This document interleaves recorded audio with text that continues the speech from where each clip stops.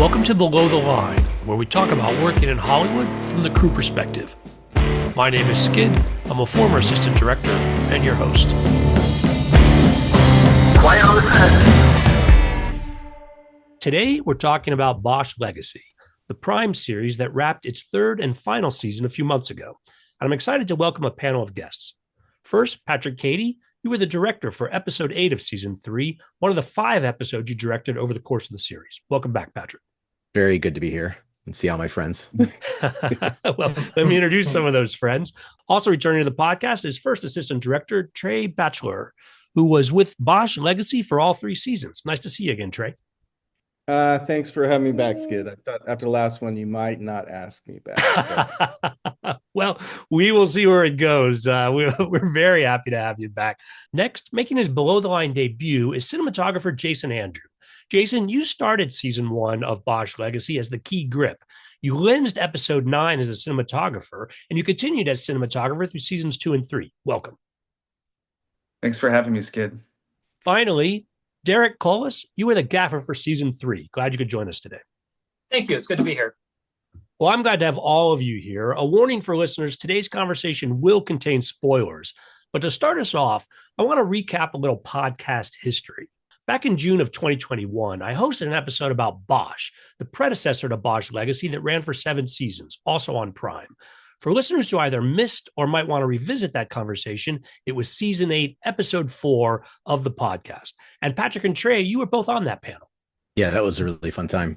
Yeah, it was good. And Trey, the joking about you coming back aside, that was the inspiration for gathering folks back together. At the time, Bosch Legacy was just getting underway. I think you were just in post-production.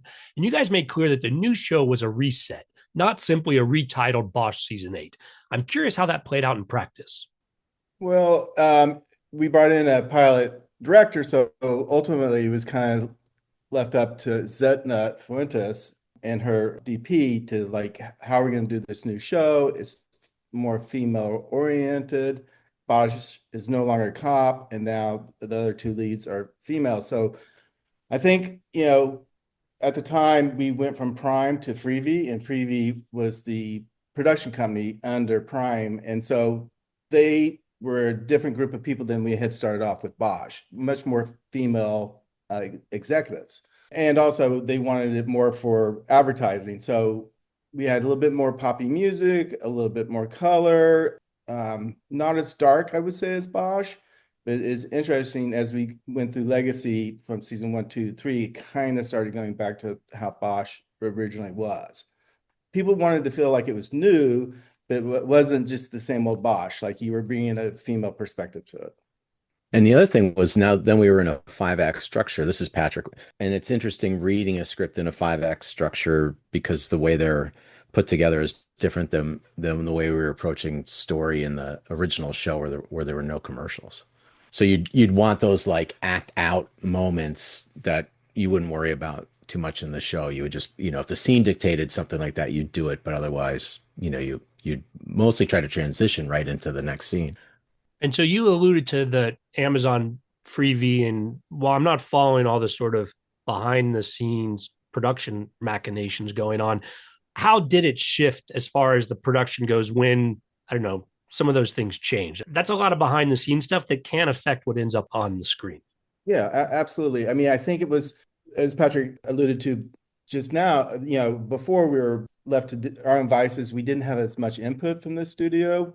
Now, when we shot the pilot, they were looking at it. They were involved in the wardrobe. They were much more involved in also making sure that we were creating a product that would not only bring in the Bosch fans, but bring in new fans, because it's all about ad dollars and being much more female centric. So I think it was, even though we had a lot of the crew some of the crew returning, there was still a new camera department and other departments.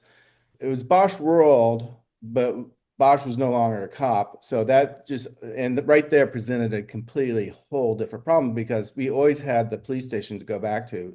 And we always had our cast of characters in the police station. So what we soon found out was that, we were much more on the road, much more out doing locations, and also following a lot more storylines than we had done in Bosch, the original Bosch.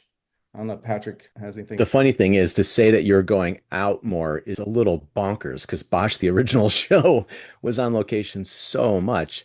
Our location managers were telling us every year that they pulled more permits than any other TV show in town. That's including the shows that had, 20 episodes a season, the regular TV shows.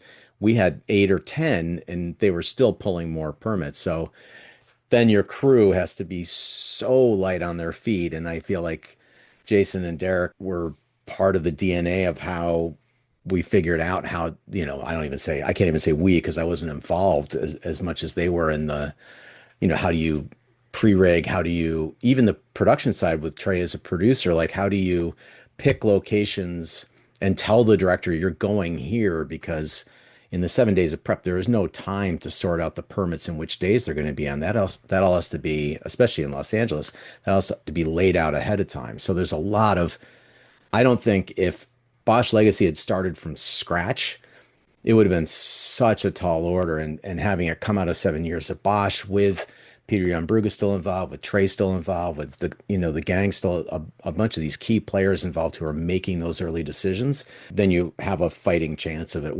working to the level that Freevee/Amazon wanted it to be a different show, but still present all these different things. And yeah, not having a massive standing set with a bunch of characters in it to go to is really tricky. I wanted to comment on that too. It's Derrick. Lighting early on in the show, I was sort of it was been a long night and I was slumped against a wall somewhere. And Peter Yan, our executive producer, came over and said, how are you doing?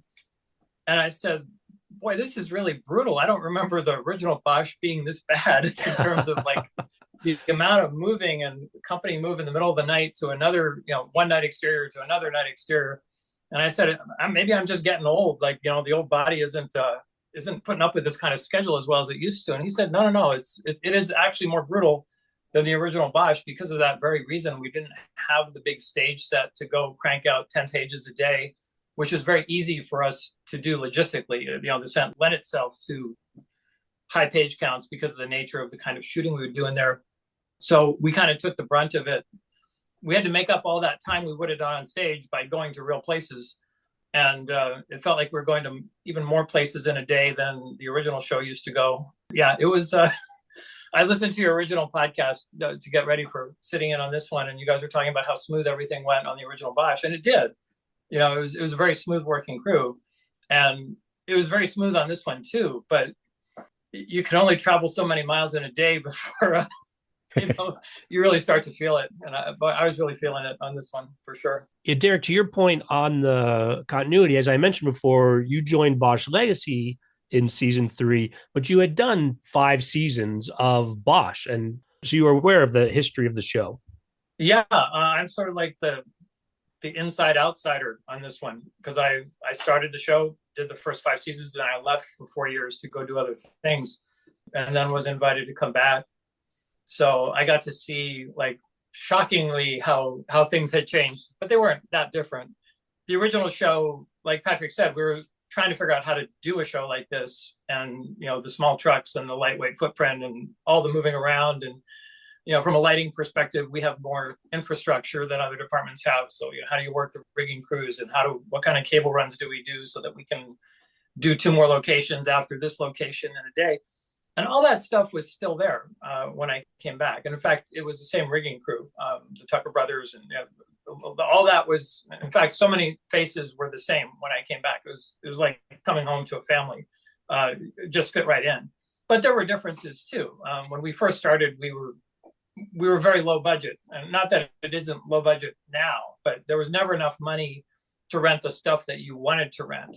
So we would light sets with kind of antiquated equipment, like we would use KinoFlows to light backdrops instead of LEDs because KinoFlows were the cheapest thing we could find, Image 80s. And I'm not going to get too technical with it, but we made a lot of choices that way just to save money, and they still do the job. And it was kind of interesting to see now when we came back, like the LEDs were more prevalent throughout the sets, and like they had made the choices to kind of upgrade the whole show into what contemporary lighting looked like.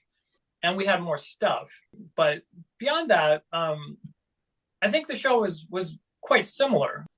So talk to me a little about how these changes did play out with the pilot for Bosch Legacy. It would be interesting because from Jason's point of view, as far as like what changed for the pilot, the DP Todd picked some lenses that were like a little more cinematic and stuff and the focal length, but it's also is a bit of a challenge. And I know, it was kind of a standard we had set, but also they were trying to put a new look on it and working with the DP, Jason. Yes. What do you think that, especially for the pilot episode? Well, let me just clarify really quick. I originally was not on Bosch Legacy. I came up as the key grip on the original Bosch, and then they said we're going to go for a new look on Bosch Legacy. I was moving on, and then about 1 month before shooting, they called me and said, "Hey, there's a conflict with the key grip. Would you like to come aboard as key grip?" And I said, I was shooting stuff on the weekends. I was trying to move up to being, starting to DP a little bit features, but knew that I still needed a grip. So then I came in on the first season of Bosch as the key grip, and I was at the camera test, and we're trying to use some lenses that are, smaller, older lenses, and then you realize that you don't have time. You need a fast lens change. We can't be using, some of these old Zeiss standard speeds. We had to find ways to make it quicker because it was just taking too long for simple stuff like that. So early on, we abandoned that and went to, because I wasn't on the DP on those first episodes. I think we switched to some Panavision primes instead, which made it a little quicker. But And we brought back the zoom. I didn't start shooting on Bosch Legacy season 1 until the 9th episode. The point being is that, it was a pilot, it was a little bumpy, but yet inside the Michael Connelly world, we needed to follow the rules. It's still, you couldn't get outside the Michael Connelly world. And, as we went along the season, it got a lot smoother and people started to get their groove. Patrick, what did you direct season 1? I think I came in on 2. I think I came right after. I think I did I do 2 and then You did 2 and 4. It says season 1. yeah, there you go. So yeah, I continued prepping. And I felt like, who was your DP? It was Rodney. Rodney, right? Yeah. Oh, yeah. Yeah. That was a blast. That was so fun first season. Yeah. Rodney and me. And it's a spot I've found myself in more than once where it's you come in after the pilot and I think the first time I met Jason was I was the DP coming after a pilot and second episode, and the director I had on that was this short-lived show called Valentine, and he came up to me, he's like, like he's seeing the first shot, at the whiteboard in the production office, and the first shots were getting off a little late because it's a pilot episode. So there's a lot of conversation about things before you roll on them, right? It just can't be helped. And this was a 7-day per episode show. He was like, we have got to change the pace. So I want to be rolling on the first shot on the first day in 30 minutes or less. And I was like, okay, we can do that. Let's make it a shot that I can, I can pull that off on. And I feel like I've had to do that a couple other times where you come into an episode and you're like, okay, the pace that the crew's been working at might seem like it's been fast, but now because we have all these budgets to take care of, we have to achieve a new pace. And let's get ready. And so I would often go to set in my prep and like start warning the keys,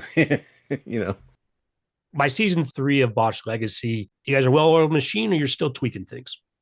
No. I'd even say by halfway season 1, it started to become well oiled. Season 3, I would just love to just tell you Patrick's episode that we did. I just wrote down a little note.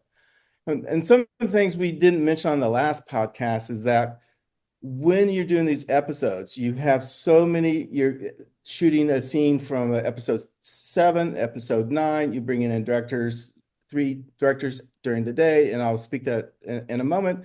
But also just the time, Patrick, he started on April 1st, and we immediately went out director scouting for the next 2 days, spending like 12 hours in the van. And then like we had hair and makeup meetings. So people don't really understand is like the show's so fast, you get straight into the prep. And a lot of times you might have a draft of the script, you might have an outline of the script.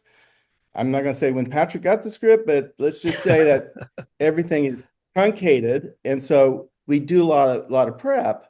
In Patrick's episode, we had stunts, we had multiple locations. So basically, I wrote this down. So like day 1 for Patrick was stage, and then moved to assisted living, and that day we had two other directors he had to share the day with. Day two, we had to start off at Cal State and then move downtown to Arizona, where they do the takedown. Day three, we're at Lizona and we finished up all that work there. Day four, stage. Day five, we were at the Real Hollywood Station and then went to a house and then stage. Day six, stage, and then moved to the Bosch house where we had a couple directors working. Day seven, we went up to Castaic Lake and shot at the motel, and then we did day and night work there, also day for night. Day eight, we went to Fillmore and shot at United Chemicals. Day nine, we went back to Castaic and did some more reshooting in the sheriff's station there. And on top of this, we had to have a bee in it just to finish Patrick's stuff. I mean, Patrick's episode 8 is very, I think it's one of our meatier episodes. It's very complicated. You know, we have the, help me out with the Mexican mafia. I can't think of But yeah, the episode starts with introducing this character that is responsible for the death of someone very important to the story. It's the best way I can say it if you haven't watched the show. And very quickly trying to establish the cruelty of this world that they're working in. And then I think it's the cartel. yeah, the cartel and Zorrillo, right? Was that the character? And then I love that Trey, if you know the show, you know what he's saying when he says that we started stage or wherever we started and then went and started to do the takedown. But the takedown involves essentially 3 locations, one of them across from the other, separated by a really busy street that we're also going to be shooting cop cars coming in, pulling up, shooting people escaping, them getting chased down, one of them chasing down someone that's very important to them and is going to have a huge emotional moment with, and all of our leads somehow involved. It's nothing. Oh, and a scene inside where it all falls apart. So it's not just like a one-page action sequence. There's dialogue and it's awesome. It's what's I say it's awesome now because we pulled it off. Thank God for Trey and like and the team. Like there's no, I mean, I don't think. And one of the ways we were able to do that, I was looking at my notes the day before we went down there, stunts and the second AD, Alex Daniels, our stunt coordinator, they were down there rehearsing it. And we had to fit this. I mean, I could show you like an hour and a half here. We were up on a second floor, third floor looking down, and then we street level. Then we only could do the takedown not during rush hour. So you had a small window. Plus we had pod cars working. We had a drone. I was like looking at the drone permit they had pulled for this because they have to call LAX and go through all that stuff. Then they bumped into a zone because of the choppers for the police department or something. Yeah. Yeah. So we had like restrictions there. So it's like, yeah, if they see the episode, it's like they're literally, we're on the third story of a building doing surveillance and watching this whole takedown. And then we do the takedown and then they escape out to the back and it's very visceral. It feels very real. I was watching it today. You watch it, it goes by pretty fast and quick. Yeah. Literally like that's how you make a movie. You know, that's the planning that went into that and the director's homework and you know, it's such a team effort. I don't know. Jason, you or were you there for that, Derrick? Yeah, I was there for it. Yeah. So it's like you can speak to how crazy that day was. Yeah, and the logistics, we weren't just across the street with a camera. There was actors in that building that we were shooting, dialogue with, and yeah, we were all over the place. And it's not just that we're in the building, we're on the top floor, and it's not just a regular building. It does glass replacement, and the top floors are full of all these replacement windshields that you can't, you don't want to break them, and tiny hallways in between them. It was very Bosch. It was very, very Bosch. Let's find a really ridiculous location that looks cool, and then let's go in and shoot it. Yeah. I watched that again this morning too, and that I have to say that all the interplay between Denise, the actress who plays the cop, and her cousin, it was heart-wrenching to watch. At one level, it's the shoot 'em up, catch the bad guy kind of thing, but at the other, it's a very emotional. There's a very emotional piece of content that overlays the whole thing, and it ends with that, and it really leaves you that last shot with them up against the chain link fence in silhouette. It was both so good. Yeah, it was. Denise just sent it. And to Derrick's point, basically, she plays a cop, and she's the aunt of criminal suspect. And so she knows he's involved, and then she has to make the call to arrest him and turn him in. And she knows her sister, this will cause family strife.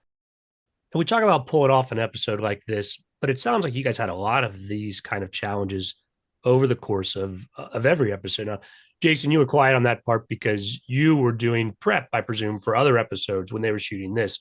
You weren't actually the DP on episode 8. Right. Talk to me, all of you guys, about the teamwork that it takes to pull this off. These story arcs are going from episode to episode, right? Like the whole season is a couple of stories progressing.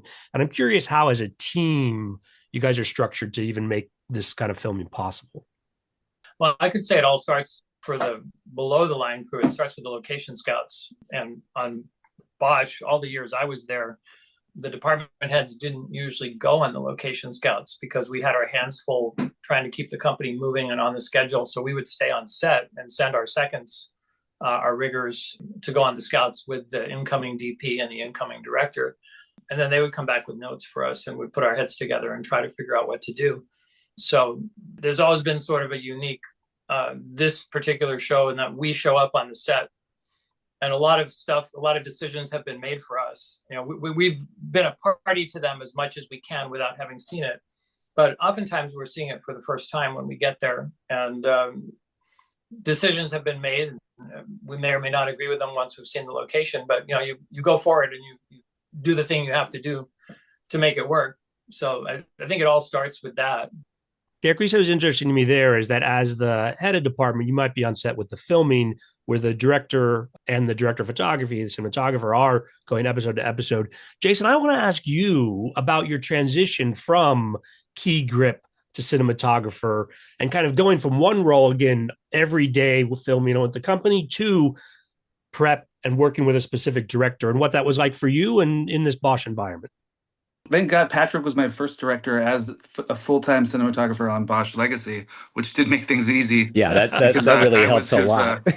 Key grip for 10 seasons, or 7 years of Bosch, and then another 5 or 6 seasons before that on different shows. Yeah, and maybe worth identifying, Patrick, that you also made the transition to director from cinematographer, so you guys have been working really close together. Yeah, I was really lucky to make that transition, and in stages. So there were seasons where I'd get to direct an episode and then go back to shooting.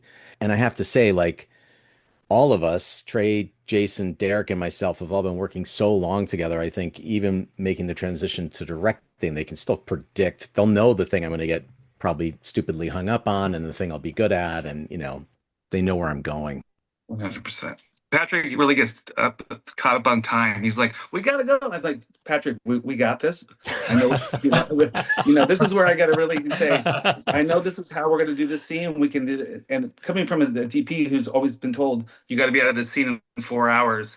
I don't want to tell that to him, but I was like, "We got this. We'll take care of you, and we'll make our day." Please shut up and leave me alone. So it's nice that I can talk to him like that and say, "Well, we got this. I have your back, and I know we'll make our day." And unfortunately, a lot of times you're just like, we have 12 hours to shoot, so much work, and you don't want to skimp on anything because you want to make everything as good as you can. So it's challenging, but you make up time on you'll blow through one scene knowing that you really want to take some more time on another scene. It's an emotional scene, and so we make it work. So we know where we're going next, and we pre-light as much as we can. Derrick can go ahead and start pre-lighting the scene that's following. So we're always moving ahead, which I'm always like 3 to 4 shots in my brain ahead, going, "This is what we got to do next," which is makes everyone crazy sometimes because I'm already thinking 4 shots ahead. But for me, that's how I process things. On the show like this, you're always have to think 4 shots ahead. It's like a chess game, I feel like. Yeah, Jason's really good at that too. And because he comes from the key grip background, he has a really good understanding of what it will take physically to do the things he's asking for. And he's able to adjust. I don't have to tell him, that's going to be an hour for us to do that thing. He's already thought about it. He knows exactly the implications of the thing he's asking for. And he's always has, like, whenever I say, "Hey, what's up next?" he always has an answer. And sometimes you don't get those answers, but he was very well prepared on this show for the season that I worked with him on. And this is the first time I've really worked with Jason as a director of photography. But yeah, he clearly, he did a lot of homework to keep things moving. Like he always knew what he wanted. He always knew what was next. We asked some pretty specific questions sometimes in order for us to move ahead, and he always had pretty specific answers. So I thought he did a great job. Thanks.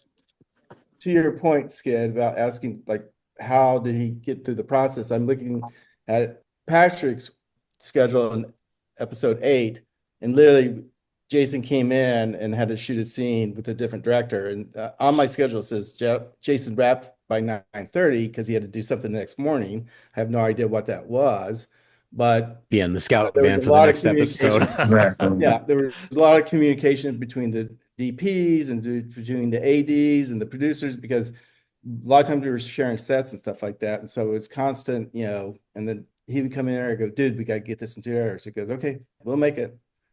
So it was constant communication and constant meetings and prep. It's just, you But can't make I do have one, I worked in episode 5 with Ernest Dickerson, who's the most prepared director. He's mostly storyboards, a lot of the scenes, big action scenes. So we're all prepped for 5, and we're told our lead actor Paul Calderon can't walk for this episode, and we have to shoot around it. And Skid, you've seen episode 5 is a bit pivotal scene at the end where he walks to the taco truck, and he gets shot. So how do we shoot around this? How do we we had meetings. Do we shoot this later in the season? Do we come back? And it was, they came out, he won't be walking by the end of the season. We have to shoot him out, unfortunately. So we came up with a rig. We came up with the doorway dolly where we sat him on a chair. We went handheld. He kind of swaggered a little bit, and we got him walking to the taco truck. He turned around, and unfortunately, to his demise, he gets shot. But we did that all of episode 5. Paul was pretty much could not walk. He had hurt his Achilles tendon in the previous episode, and then it got worse over the weekend. We have a history of Achilles injuries, Michael McDonough. Of course, Ernest figures out to put him on the dolly because he shot Spike's early movies where they did that multiple times. So of course, Ernest has that in his pocket. That's so cool. Yeah, and then he was in a lot of scenes that episode. We found creative ways to just have him sit in the shots. We just cut out a lot of the shoe leather, which maybe sped things up because we just have it start the scene, which but that's what I'm saying. Sometimes you get a little hiccup and you get through it. Trey, earlier you suggested that sometimes there were changes to the script that could have actually affected production. But the way these are based on actual books, I would have presumed that the episode scripts were pretty much locked at the start of the season. Well, I think, and that was one Patrick's episode. It was a big episode, and there was a lot of discussion because it wasn't really, they had the material, but it wasn't getting them what they wanted. Break it down with Patrick's episode. We find out who the killer is of a major character. We find out, Denise's nephew is behind this heist ring that started in the first episode. And so basically, a lot of times as we get into the season, we keep shooting, and they're looking at footage, and all of a sudden they see a storyline that changes. And so all of a sudden they have to rewrite it, come back and figure out how to play that. And there was notes coming in from the studio more so than on Bosch, because again, it was Freevee, and they had come from, most people I believe had come from network TV. So we had a little bit more juggling to do and balancing, but they always gave us a template no matter what when we started. And to be quite honest with you, we had schedules, we had the bones, right? As far as what certain lines they'd say and the way you play something, or how somebody's going to get their teeth knocked out, that could change. But Peter Jan Brugger was really good about making sure that we had the bones and stuff. Because I know I've been on other shows where you have 2 pages of outline, and the outline is not like the outline on these. The outline on these is 4 pages. There are lines of dialogue in the scenes, it's exactly enough to be able to be in the van and know what you're going to be doing in general. Yeah. And Peter Jan Brugger was really good working with Tom Bernardo, and to a certain extent, we need this scene earlier, like Lizona for the takedown of the bad guy in the parking lot.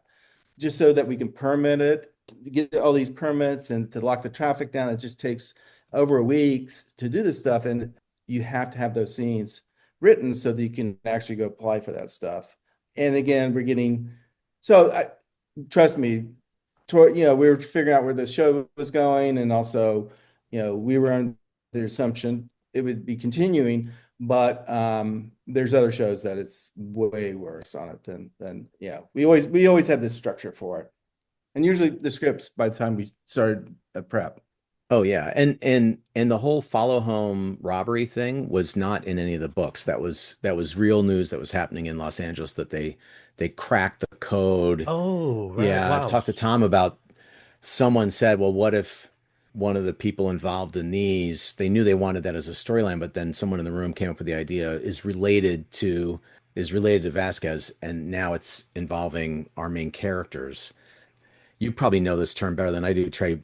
Michael has a theory about stories, like they seem unrelated, the A and B storyline, and then they become entwined. I forget, he's got a phrase for it, but Yeah, I can't remember.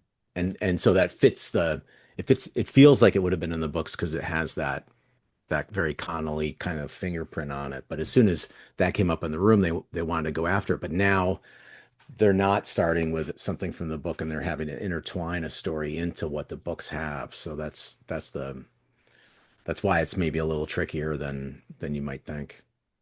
And speaking of the books, now I haven't read the books, so I'm not familiar, but I also remember from the last episode that we talked about how Madison Lintz, who plays Maddie Bosch, had expanded as an actor and was sort of and had more and more roles. Is that Maddie Bosch character as prevalent in the books, or is that really something that the TV show just gave the creatives an opportunity to explore? Gave all of you an opportunity to explore. Anybody read the books? Anybody have to do that homework? Well, Trey and I stopped reading the books in season, like when we first met, we read the books thinking that we were doing good homework. And then you'd be on the scouts, and everyone had done it, right? Like everyone had done this homework. And then you'd be on the scouts, and people would be worrying about things that were in the books, but not in the show. And so we realized, okay, we got to stop reading the books so we don't drag things around that we think we have to worry about. So now I can start reading the books. Well, do talk to me about working with this cast in general. That is a transition. Both Madison Lintz, Titus playing Bosch, Mimi Rogers playing Honey Chandler. How did they take to the new rhythm of Bosch Legacy? I mean, from my perspective, really, really well. I know Titus was excited to figure out. He came across and the reason that his office has a Kurosawa poster in it is he came across the idea of becoming like a Ronin. So, a masterless samurai as a detective. Like he's got the retired badge, but he can't use, like he doesn't have the power of the police department behind him like he used to. And I know he was excited to figure that out. And he figured it out really well. Now, Madison Lintz became an amazing actor before our eyes. Both Trey and I directed her when she was really young and very naturally talented. And then there's a phase all young actors go through when they're going, like, she takes the craft seriously. So she was taking classes. And then there was about a year where you could see the gears moving in like the first take, but then she was able to turn that off and just be in the moment, which is what's so crazy hard about being a good actor. Paul not being able to walk must have driven him crazy because he's one of the few actors I know that as soon as he's done with hair and makeup, he steps in instead of his stand-in. Like he wants to be there when you're setting up the shots. I mean, we got really blessed with an amazing cast. Mimi Rogers is a total pro and a real delight. And yeah, I don't know, Stephen Chang is amazing. And yeah, I mean, I don't know. That's me from a few episodes. Everyone else was there the whole time. Well, yeah, I think it was clearly for Mimi Rogers and for Madison. Yeah, they were actually getting stories centered around them, and again, more from their perspectives and female perspective. So for money, she loved it because she had power. She was in the show working, and she loved to show that off. And I think with Madison, to Patrick's point, we saw her just all of a sudden start, giving these little looks back to Titus and to other actors. And I can't remember, I guess it was season one. I'm gonna say it's season one when she gets abducted or she goes missing at the end, and then season 2 we spend the whole time of finding her in the box.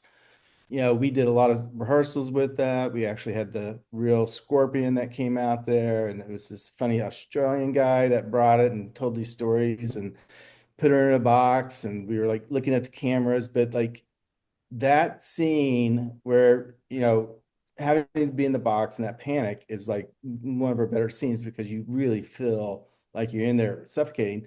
And then when the guy kidnaps her, we had a stunt double there for her, but she actually did the whole stunt herself.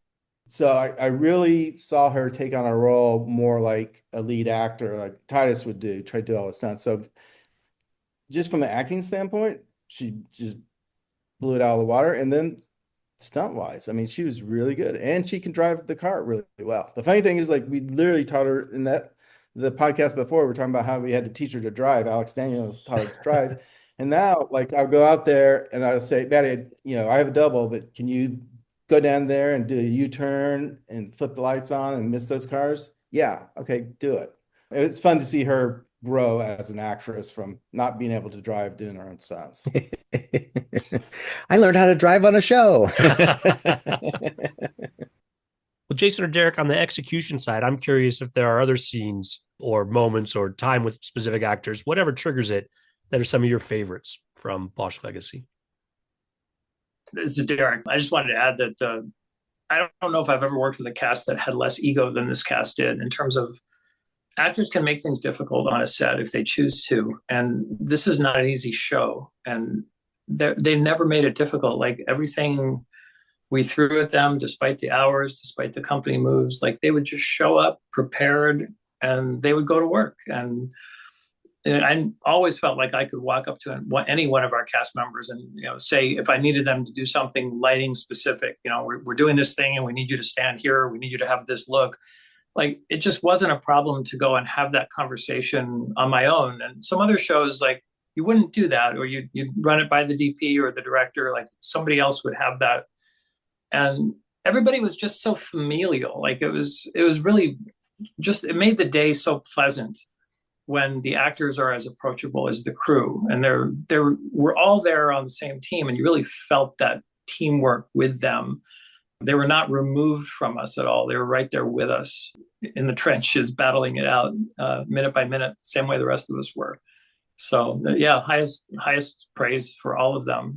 And I was sad that Jamie was not in the Legacy. Oh. I didn't realize he wasn't going to be there when I showed up. He's one of the original Bosch actors who went off to do other things, I guess. Yeah, and such a wonderful, wonderful good egg. He did come back and appear in the Legacy in season 2 when Maddie's in the hospital. He comes back and visits Bosch and Yeah, I was bummed it wasn't my episode when Jamie came back. But yeah, it's like you had friendships. Like, yeah, I missed he didn't come back, and I didn't get to see him. I was scouting, and it's just like, man, he doesn't live in LA. So when you see that these people for 7 seasons, and then I was really sad when Jamie came back. I missed him. But as far as like Derrick was saying, it's definitely the most approachable cast, and no one's ever late. I've never seen anyone ask. Very rare did someone say line, and that's just how you're making your day. We don't have to do multiple takes because they're so professional, and everyone's just so good at what they're doing. So that also helps in knowing that we're going to do 3 takes to get out of here and move on to the next scene, and that's a huge part of it. And that they would bring back cast members that weren't on Legacy, but the fans really wanted. You got to have Creighton Barrow come back, right? So you can see Troy and Greg, and Deji Luray came back, and I got to work with him in my episode, and that's really fun because he is now a showrunner, director. He's created his own series that's doing well, so it's just really fun to have, because in our minds it's a 10-season show, even though there's this style shift and everything after 7. The one thing which Skid, we didn't talk very much on the previous podcast, which was a huge thing on ours. Actually, we talked about police procedure and the reality of the sets and locations, going to the actual locations and restaurants. The one thing that we did as well is all the interactive. So like if a phone rings, you'll see that phone number come up. or you have all these still shoots. And, Right. again, like when money ran for campaign manager, we had to shoot all this video footage, and the cast was great because you would say, hey, I need you to come do this after they've done 5 pages. Then, they were so gung-ho, she would like go down there and with some extras and you do it on video. Like the rest of the crew is off doing something else. And then just even the last episode when they featured the Flower Girls, they had websites with girls, you had victims on the side of streets. And so to Jason and to Derrick and then to the cast and the crew, it was almost like making another little short film. But when you watch the show and you see Money flipping through, looking at the prison tattoos on Zerillo and Patrick's episode, and then you see this video footage. Our video playback, Judy Marks, is amazing. She'd always do this long list, and literally, I think for Patrick's list, there was 67 Drops and things that things. she Yeah. had to create, basically a long list. And a lot of times you had to like just not only was it a phone number, but it was a story behind it. It's like a birth certificate or like a police report. And so like she would get writer support. And then like sometimes, go to Derrick and Jason, and sometimes Jason would be shooting somebody else's episode, a feature, but it was like, I think that's another thing because a lot of times you watch shows today, they won't show that stuff. They don't show the footage. They always talk it out. They don't show you the material. And I think that's one thing that obviously we carried over from Bosch to Bosch Legacy, the realism of what these places look like. And you have to have a cast because I've been on other shows where like, They won't even shoot their own inserts. yeah, they won't shoot their own inserts. And our cast that's that. So thank you, Patrick. Yeah. No, I mean, we've all seen it. Yeah. Meanwhile, Titus knows how to I remember some episode Ernest was directing. Oh, when he found the little card in the quarter in the original Bosch, he did that so well. And I was like, well, that's hard to do. Like that's really hard to do. And it's all like he's doing the inserts and he's also performing. And so you can have a camera shooting the inserts as he's performing. It's pretty impressive. Even though, yeah. And it's also just to talk about Patrick here, and Derrick was out there, but we did the scene where Bosch and Mo go to the hotel and they find the room and they find where they left the black ice, and then they call the corrupt sheriff who they think is going to show up and at that hotel. So it's like Patrick had shot listed it out, and there's so much tension in that scene, and you really feel like you're like in a Hitchcock film or where all of a sudden you think somebody's going to get shot, then it just dissipates, and then it moves to the next question. So that I just want to give a credit to Derrick and to Patrick for that motel scene because I thought it turned out fantastic. Ah, shucks. And Thanks. Steven Fierberg. That was a It's Steven beautiful Fierberg. episode. That Yeah. episode was like, that was a beautiful episode. That was really tough. It's really funny. We're both in the ASC, and I know that episode was really hard on him. And he came up to me shortly after it dropped. And he's like, "Oh, it's maybe the highest rated thing on IMDb that I've ever shot." And I was like, "Well, that's good." The funny thing is, I looked him up on IMDb, and now he's known for Bosch Legacy. I was like, he's been shooting since the 80s, and I was like, he must have said like, I'm really proud of this show, and I want to be known for. I go, that's an amazing accomplishment that he put that Bosch. Like, I was like, that's amazing. Yeah, he's really proud of it. He really is. I worked with Steven Spielberg on Attila back in 2001. It was a USA Network miniseries starring Gerard Butler that we filmed in Lithuania, and I was the DGA trainee. Steven, if you're hearing this, you're welcome to come on this show. We'll talk about your stuff as well. Well, for me, I think I know that if you are a below the line person who's listening to this podcast or a filmmaker who's listening to this podcast, you'll understand how much this team becomes your family. And Jason and Derrick were the family I brought to the show. Like we were already working together. And I don't know, it was just such an honor to keep working with them when I got the chance to, and for us to, I feel like the challenges of this world and I was very proud of us, especially under you get scrutinized by Peter Jan Brugge. He is a tough producer and he demands that you do good work. And man, oh man, I love that guy. And for him to kind of fall for these people that I brought to the show was, a huge, I don't know. I just felt like well deserved for them to get recognized by such a strong filmmaker. And thank you for making me look good. And Trey and I spent 2 years in, around, and before and after COVID, basically seeing each other more than our own families. So he's my brother from another mother, who thank God he was with me because we've pulled off some crazy the prep and the exactitude of the prep. And Trey has this scary ability to know to like a 15-minute increment how long it'll take to do something. And sometimes it'll throw you as the director, and he's right. Like you'll think like I can never get that all done in that time. He's like, calm down. And then he'll know I'll show up with too many shots, and he knows I'm going to cross some out in the middle of shooting the scene. And what do you know? There we are on the time. So it's like, I love you guys. That's all I'll say. So kid, we were prepping for Patrick's episode, and I told a story. I worked on the movie as a second AD at Traffic, and so Oh yeah, this is so good. so basically there's a scene down at the border. So they would only let us have like 18 people there to shoot for the total crew plus cast. So the second AD and the production manager and the other second AD, crew member and props, they all dressed like in uniforms, like they're border patrol. So it's Michael Douglas's first day. And I love that that's Michael Douglas's first day. Like, hey, let's all go to the real border. yeah, yeah.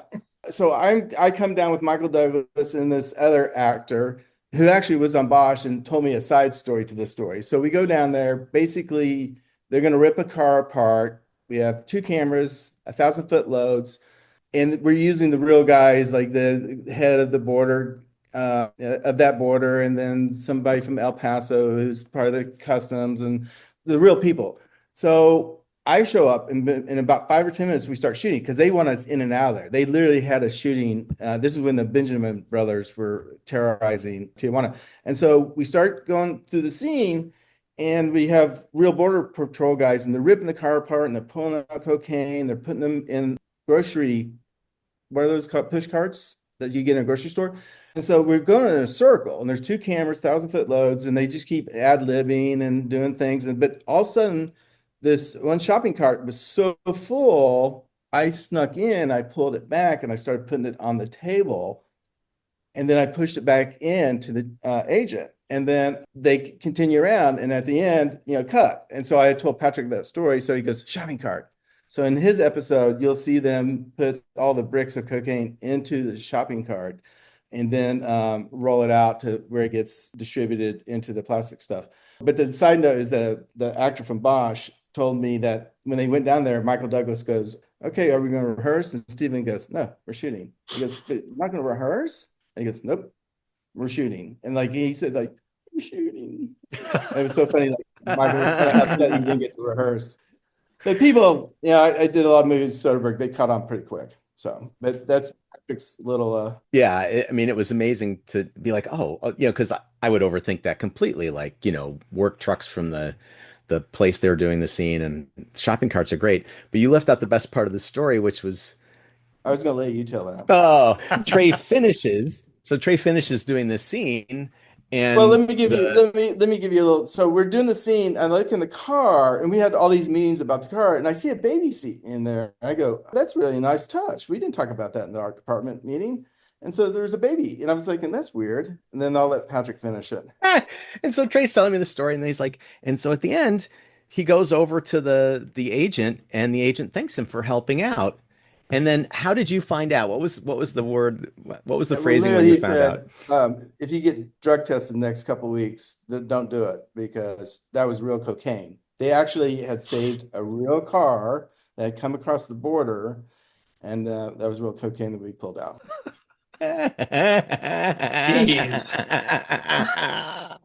You're just handling like bricks of coke, thinking they're props. Oh my God. Dane.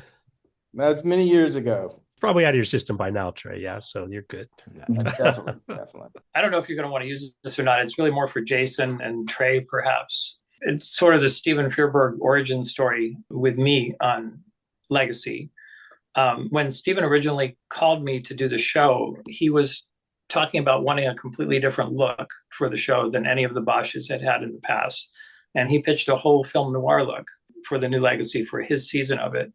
We probably spoke for about an hour, and we were like going into, well, they can wear hats that shield their eyes and all the lighting effects and whatnot. And I got hired on the basis of that conversation by Steven.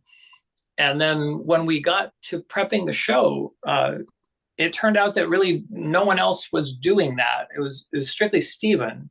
And the producers apparently wanted to try this new look, but they didn't have, like, production design wasn't going to go noir, costumes were not going to go noir. It was strictly kind of a lighting cinematography thing. And then as the show began, and I was working, we have two DPs, Jason and Steven, and traditionally on Bosch, there've always been two DPs. And like at the very start, when Patrick was shooting and Paul Summers were shooting, they were like two peas in a pod. Like they were very in sync with each other stylistically. And when Michael McDonough took over, again, they were very communicative. Like I could tell differences in their approach, but the average viewer probably would not. Like they were very seamless. But this season, it was very interesting because Steven had this whole noir kind of quality to what he wanted to do. And Jason was very much original Bosch, I thought, and perhaps even more so than the original Bosch in terms of like letting things go and being grittier and letting it drop. Yes, very much so. Whereas Steven was sort of in spite of the noir, he was very much into the world of sort of beauty lighting with larger sources and keys coming from the sides rather than the tops, which was traditional for Bosch. And so it was a little, it falls on the gaffer to try to create continuity between the DPs because that's the person who's always there and the DPs come and go when they do their shows. And so I would be whispering to Steven about how Jason, what the other shows look like, and do you want to do a little more like this? And I'd be whispering to Jason about what Steven was doing, and do you want to do a little more like this? And Peter Yan, our producer, finally took me aside and said, we need Jason to light a little more and we need Steven to light a little less. Can you figure that out?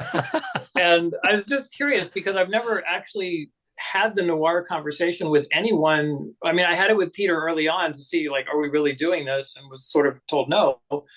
But I was just wondering if there was more to that story, perhaps from Trey, if this was discussed during pre-production. And then Jason, I was kind of curious about your take on that. And you were pretty strong, I thought, in how you wanted your shows to look and willing to take some pretty big chances of, like, it was risky lighting, I would call it, in ways that I don't feel like Steven wanted to go in that direction. He was a lot more, I would say, polished, maybe is the word for it.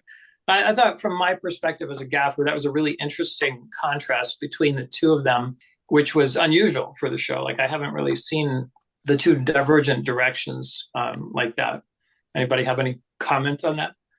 This is Trey talking. I think when we started off, Steven, was he's an old friend of Peter Yan, was coming in and definitely had a lot of his own opinions, but also he would say, well, I don't want to go too far off the path either. But also I think it's, it would be interesting because Patrick being a DP, then Patrick would start to see him do something and he goes, I don't know why he's doing that. And then you do something else. Oh, I see where he's going. Okay.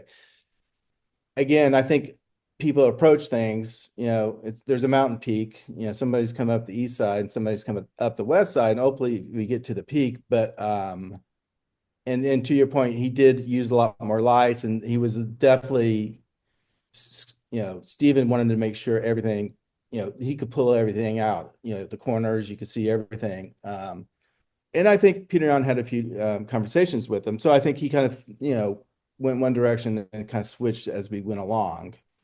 But they did, yeah, I agree with what you said. Yeah, it's tough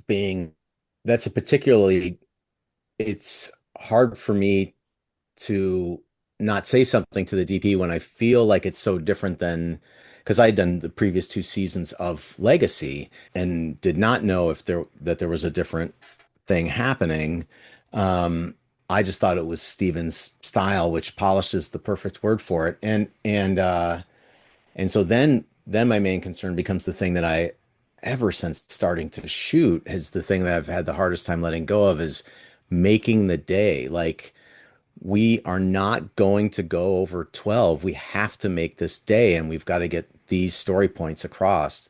And so then most of my conversations became about that, like just making sure, reiterating what I know Trey was already talking about, but just to let so yeah, I feel I do this on all the jobs I'm directing on, and it's funny. There's often these moments where I'm like, why is that happening that way? And then you see it, and you're like, huh, cool. Like it's a great analogy getting to the same mountaintop. You're like, oh, I wouldn't have done it that way, and that totally works.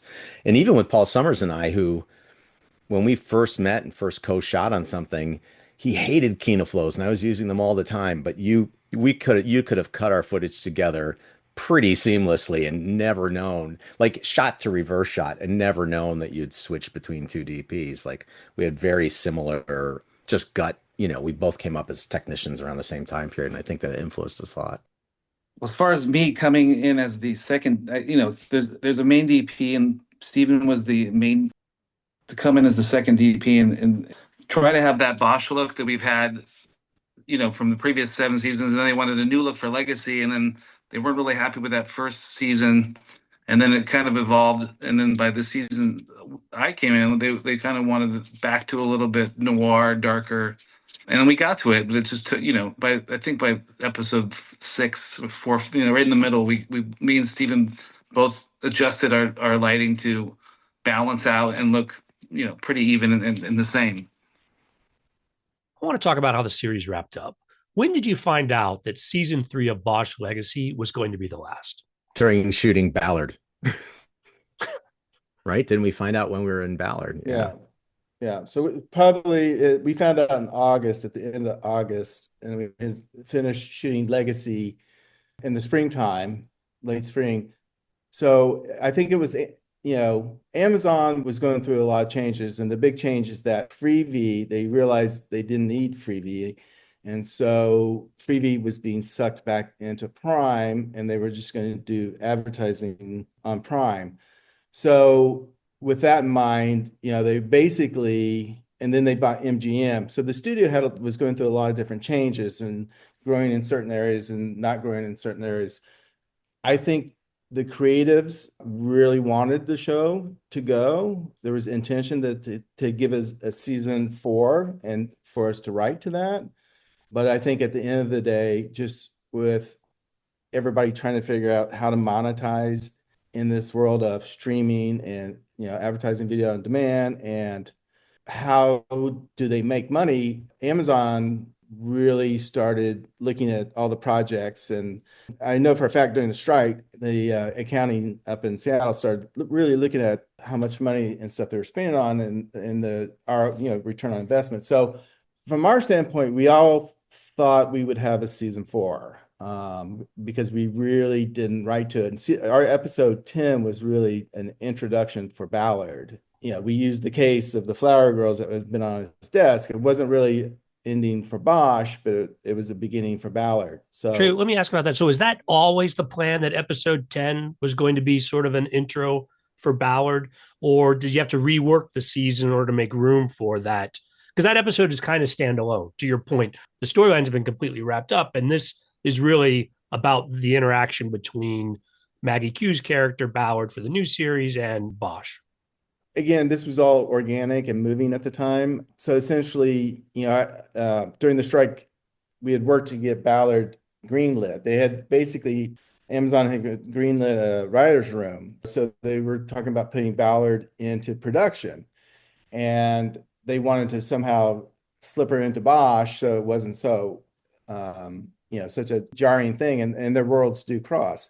And that kind of leads us back to like Patrick's episode. We were trying to maybe even have that standalone come a little sooner in our season, but also we were under the gun as far as trying to cast the lead. You're trying to put a pilot together and all that stuff takes a lot of time. So essentially it ended up saying, let's do it at the end because we'll have the time to prepare to find the main lead to that and write to that. So at the time, it was only going to be introduction for Ballard into the Bosch world. And that's maybe why we had to, juggle some scripts early on as well. Well, I know the Ballard series dropped in full just last week. And while we're not going to do any spoilers for it, I am myself, in fact, have only watched a couple of those episodes. Trey, as you alluded to, you're involved in the series. Anybody else working on Ballard? Anybody else's credits we're going to see? I directed episodes 3 and 4. And I had the opportunity to do a little bit of additional photography on Patrick's episode in episode 3. Yeah, that was really fun. We kind of got the band back together for a few days. It was very So on Bosch Legacy, I moved into the role of producer. And so the season 4 Bosch Legacy, if it had gone, I was going to move up with Jamie Busgard Martin and be the executive producer on that. So I was a co-executive producer on Ballard, and we had the director from season, Jet Wilkerson, who did a great job on episode 10 of Legacy. And so we got along really well, and I AD'd that one. And so we kind of came to agreement that it'd be best for the show because I had a lot of knowledge from 10 years of Bosch, and Ballard was just getting off the ground. There was a lot of new people involved in that. And so I went AD'd the first 2 episodes, and then just was like a producer, and then for the rest of the episodes. And then on episode 10, Carrie Bruno, the other assistant director, had gotten another show and left. She's great. So I actually went back and did episode 10 as an assistant director as well as a co-executive producer. Good, you get clocking those DGA hours. Absolutely. Absolutely. Well, I like how things have started off, and without teasing how things are going to end, can you tell us anything about Ballard season 2? Is the world of Bosch going to continue? Yeah, I mean, we have people, there's surprises in there. People will appear from the original series and the legacy that all the old fans will love. It's definitely a different animal. It's cold cases. Ballard has been pushed off in episode 10 at Bosch Legacy. She works with RHD. And then the series is, 4 months later, she's now running a cold case. It's because she's had a bit of a falling out with another police officer. The big difference here than the Bosch Legacy stories, it's a little bit more emotional in the sense that you actually are following victims and you're seeing it through a female detective's eyes. And they have a cast of character volunteers and reserve officers. So it's interesting watching Bosch, which could be very emotional, impactful, but it was always very like police procedure and you're going after the bad guy. Whereas this one, you actually start with the victim and you start with their families and so immediately you're kind of pulled in there. And I think Patrick can probably speak to the difference between Bosch and Ballard, just the show itself. Yeah, it's I did one of my 2 episodes, and we did it in a block, and Trey and Jet, they did a block, and then I did a block, and then the show went to single episodes. And one of the episodes in my block had more of a procedural feeling where as the main story is continuing, there was a crime that got solved within that one episode. I mean, the number one thing is Maggie Q is a freaking movie star. So that like I know during Bosch Legacy, that final season, the trick was like, well, how do we find someone that in their first scene with Titus doesn't, holds their own with Titus? And it's a non-issue now. It's, Maggie's a badass. But what is interesting is the kind of group of people helping her solve these cold cases is much more diverse and I shouldn't say just, but not all police officers. So there's not this uniform approach to the way they parse out and work on cases as a group. And then the storyline of Ballard being on the outside and maybe pushed aside a bit in the force, but yet finding this place where she can do real good is a completely different spin. And the funny thing is, it's still along those Michael Connelly, like everybody counts and nobody counts vibes. Like this is so that because she's digging up she's solving these cold cases. And I think to Patrick's point as well is that, Maggie is great. Again, a movie star, but it's funny. She actually has the same kind of mentality that Titus has. Like these shows cannot be made unless your number one is gun ho, wants to be there, especially. You went out and shot her like with drones in the ocean on a board, like It's just, yeah, it's just like they have to be a team player. And, hopefully the, second season will calm down as far as time is for her. But she, and she does make the show. She's amazing. And it was great seeing both her and Titus work in episode 10 of season 3 Legacy. And now you can see where like she can carry that Bosch mantle. And the whole thing is they wanted a show that was more on the west side. So you see Malibu, you see Santa Monica, you see color, there's more color, there's new DPs, but yet it still has to feel down and dirty and inside Michael Connelly's world, universe. It can't be too far off the path. And I think to me, she's like a female Bosch. yeah, she's great. Goes after, she keeps digging and goes after the crime, both as an actress and a character, and then personally as a person. Well, Ballard's available now. They dropped all 10 episodes at once on Prime. Outside of the Michael Connelly world, where else are we going to see your guys' work? Well, if you haven't watched it already, by now the whole season's aired because they were releasing it one episode at a time. I was the producing director on Duster, a show set in Phoenix, shot in Albuquerque, and also set in 1972 in a very bad robot world. So that was a real fun ride, pun intended. I directed a bunch of the stunt stuff. The pursuit arm team said on the last day I was working with them, they're like, we think you've clocked over 500 miles with us. I was like, oh my gosh. So that's a really fun show. If you haven't, when you're done watching Ballard, go check out Duster. And then I've got one thing penciled in, but I don't want to say anything out loud because then it won't happen. Fingers crossed for you, Patrick. I thought the opening title sequence for Duster was fabulous. I've never seen it. So wonderful. I want to watch it over and over again. And every episode they start putting in little Easter eggs from previous episodes. So it's not the same every time. Oh, how fun. Yeah. Oh, I'm going to have to rewatch Yeah. some of those, I think. Yeah, it's really great. I started noticing in episode 4, but now I got to go watch episode 2 and 3. Yeah, Latoya and JJ are just the scripts are great, and that team was really wonderful. And the show was shocker when they're good. There's sections that are tough. Like I had to pull off all the stunt shots for episode 5. Yeah, episode 5. And Todd Amato, another really great AD, was the only person who thought like we could actually get it all done. I was like, I think we can get it done. He's like, oh, we're gonna get it done. And sure enough, we got like shot 42 off the list as just before the sun came up, and that was it. We were headed home.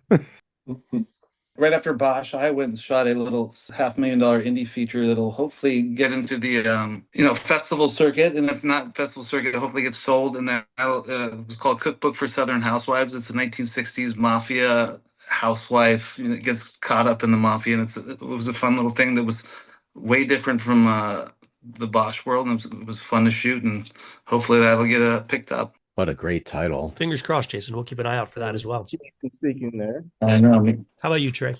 So basically, Frank Tignini, who we had on the last podcast, was doing a show called Countdown, and they had a little second unit that went over and AD'd a couple of days, and it's on Amazon as well. And that looks like it's going to be a fun show to watch. Yeah, that trailer's really fun. Yeah. So, but I'm going to have to tell you guys, anybody listening to this, it is a lot of people not working out there, so don't feel bad.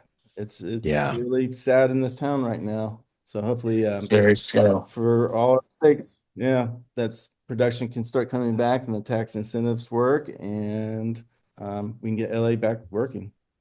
Derrick, how about you? Bosch was not quite my swan song. After Legacy ended, I was hired to do the lighting design for Warner Brothers' The Pit, the medical show. Oh, nice. Yeah, I think the audience has heard of that show. yeah, it's doing very well. So I was like a consulting lighting designer for about a month and a half, got them up and running. And then I pulled the trigger on retirement and went back to school. So I am now studying medical imaging. I have a son who's a doctor, and he inspired me. And it's a whole different kind of imaging than what I've spent the last 35 years doing. But it's been really fun so far. I'm really enjoying it. Just about to enter my second year of school now. Well, Derrick, as someone who also transitioned out, I completely understand. If you do start to miss talking about it, though, think about coming back here as a co-host. Always love having a co-host on to help with these episodes, and would love to have you get your take on stuff. Thank you.